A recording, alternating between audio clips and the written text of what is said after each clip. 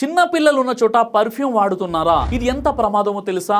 మీరు స్ప్రే చేస్తే మంచి వాసన వస్తుంది, కానీ ఆ చిన్న పిల్లల శ్వాసనాళాలలో ఏం జరుగుతుందో మీకు తెలుసా? ఒకటి, పర్ఫ్యూమ్ లోని కెమికల్స్ పిల్లల శ్వాస నాళాలను బలంగా ఇరిటేట్ చేస్తాయి.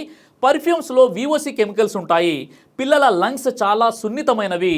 వీటి వల్ల దగ్గు, ఛాతిలో బిగుతూ శ్వాస తీసుకోవడంలో ఇబ్బంది వెంటనే వస్తాయి. ఇక 2, ఆస్తమా లేదా ఎలర్జీ ఉన్న పిల్లలకు డేంజరస్. పర్ఫ్యూమ్ స్ప్రే చేస్తే ఆస్తమా అటాక్, తుమ్ములు, వాటరీ ఐస్ వెంటనే ట్రిగ్గర్ అవుతాయి. ఇక 3వది, బ్రెయిన్ డెవలప్మెంట్ మీద కూడా ప్రభావం. క్లినికల్ స్టడీస్ చెబుతున్నాయి పర్ఫ్యూమ్ కెమికల్స్ పిల్లల్లో కాన్సంట్రేషన్ తగ్గిస్తాయి. ఇక 4వది, స్కిన్ మరియు నోస్ దగ్గరికి వస్తే తీవ్ర ఎలర్జీ. పిల్లల చర్మం చాలా సున్నితంగా ఉంటుంది. పర్ఫ్యూమ్ పార్టికల్స్ తగిలితే ర్యాష్ మరియు రాడ్నెస్, ఇచ్చింగ్ రావచ్చు. ఇక 5వది, పర్ఫ్యూమ్ స్ప్రే చేసినప్పటికీ గాలి 20 నుండి 30 నిమిషాలు టాక్సిన్ అవుతుంది. పిల్లలు ఆ గదిలో ఉంటే వారు శ్వాస తీసుకునే గాలి మొత్తం కెమికల్ ఎయిర్ అవుతుంది. చిన్న పిల్లల దగ్గర పర్ఫ్యూమ్ అంటే స్మెల్ కాదు, రిస్క్. వారు ఉన్న చోట పర్ఫ్యూమ్ స్ప్రే చేయొద్దు. ఈ వీడియో లైక్ చేసి షేర్ చేయండి.